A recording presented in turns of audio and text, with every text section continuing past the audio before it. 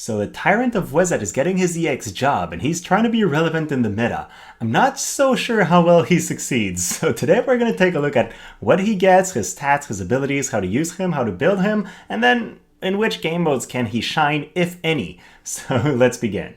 So first, let's look at the stats. Khury is slow. 48 agility is definitely in the low tier for this game. He's got low HP, that doesn't really matter. If the enemy gets to him, he's dead no matter what. At 401 attack, that's decent, so his attacks can actually hit hard. But he's not gonna get many turns, so you have to be aware of that. He does have move 3, jump 2, which I really like on a ranged unit, because it's easier to go to high range, perhaps be out of the enemy's range, and then have extra distance for your abilities.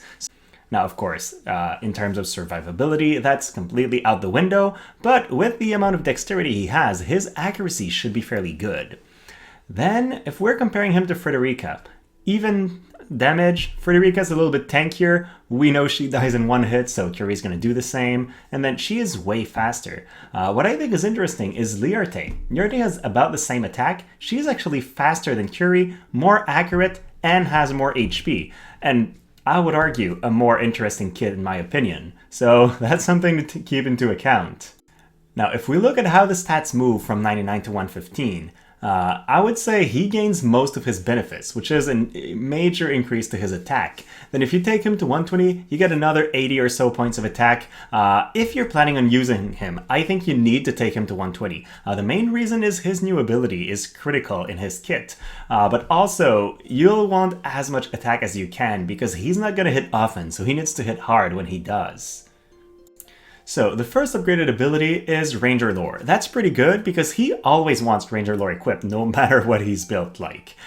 He gets acquired AP up. Now that's going to be good, but the fact is his best ability and the one that you want to use if you're running him costs so much AP that even with acquired AP up, he's not going to be able to use it very often unless he uses bells. Then that ability is Barrage. It's changed into Frostmaw Barrage, and it now has Frostbite. If you're not familiar with the Frostbite status effect, it prevents the unit affected from gaining any AP for 3 turns, and then it also takes away a little bit of AP every turn. I think it's especially strong against physical attackers and units that have low starting AP, because even if they use bells or something like that, you're preventing them from gaining a lot of AP, and then if you have like 30 AP and you're affected by that, you only have 1 good attack in you before you run out. But on mages though, it's a lot less impactful. If you're starting with 150 AP, doesn't really matter if you're losing out a little bit every turn or you can't gain. You'll still be able to kill your enemies before you run out.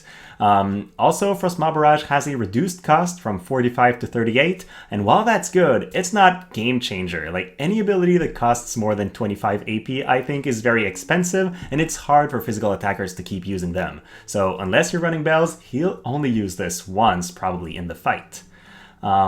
Then we have the Hunter's Distinction ability, which I think is a really good addition to his kit. Ranger does not have a lot of TP skills to use, and none that benefit their teammates around them. And then he has Dragoon, not really good for that, and Green Mage with a couple buffs, but it's really hard for Khury to provide something to his team outside of damage. And so this is something that's new for him, and it's really critical. It increases attack, magic, and agility for 3 turns in an AOE, and then Khury has the Green Mage Emerald Echo passive, which means it's possible to make those buffs last for 4 turns, which I think is an interesting twist. So how can you run him? I think the first thing is you can run him as a low-cost ranged support, especially in manual play where you can keep him at bay, use TP skills for a while, and then throw out the Frostbite when you have the right timing. He has 1 good buff, Frostbite, but he's going to need some form of AP support, whether that's another source of acquired AP up, or just a TMR that has a really high TP cost so he can generate a little bit more AP. The main reason you would want to run him is because he's a 50 cost unit, and then potentially the Frostbite winning you the match if you're fighting the right enemy. The other scenario is just Frostbite cheese. You run bells, you target a team that doesn't have mages, and even in an auto setup, you cross your fingers. If you do get the Frostbite early, your enemy is not going to be able to do their damage, and so you win. It's kind of an RNG-based strategy, but if it lands, you could get really easy wins against really powerful opponents just because they can't use their abilities. So let's look at our build. It is the auto setup build where he uses bells and then starts spamming barrage. For For this reason, we're equipping an Alexandrite ring because we don't want him to use Sharpshoot or his guaranteed hit abilities. We really want him to focus on Barrage. Then Platbow because he doesn't have any defense penetration, so he needs a way to deal with those high defense targets. Odin and Ifrit because speed and damage are very important. With this, he has 4000 HP, 1000 attack. He's gonna die in one hit, but deal okay damage against squishy targets. And at 75 agility, he's still slow, but he's playable. He's not completely obsolete because of that.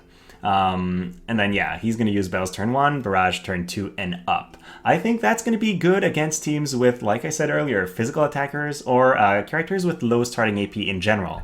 Kingmont and Dwayne are pretty much in trouble if you use this very early onto them. And then a unit like Fryavia, even if she's magic based, her starting AP is really low, so that will work well against her.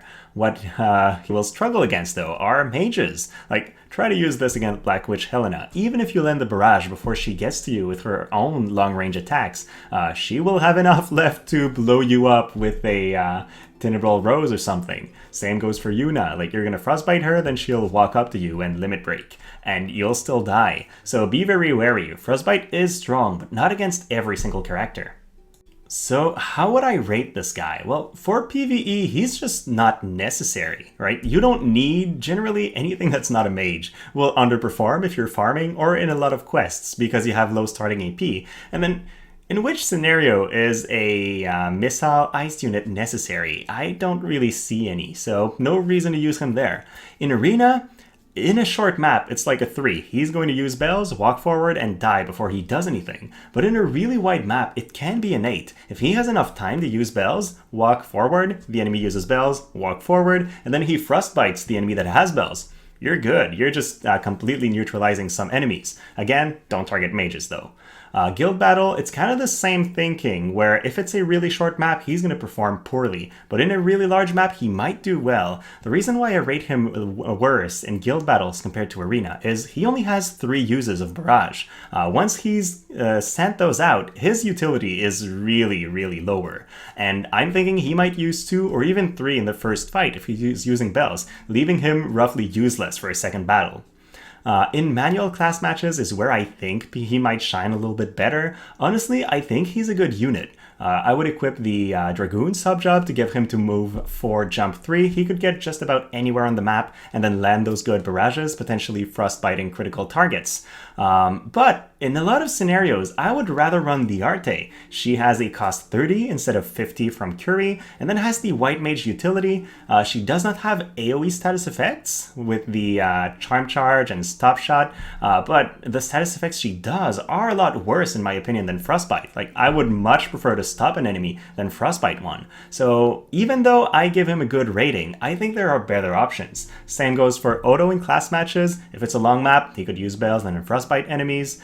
So yeah, that might be good if you need a team with reduced costs, but I do think there will be better options out there instead of him. So that was it. Try to get this rather short, but I think it's an interesting case for a unit that has some potential, but just isn't the best option in any scenario. Let me know your thoughts. I've seen some JP footage where he was actually pretty impactful, but I still think they are very niche cases. So thank you so much for watching. If you've enjoyed the video, please like and subscribe, and then as always, have a great rest of your day.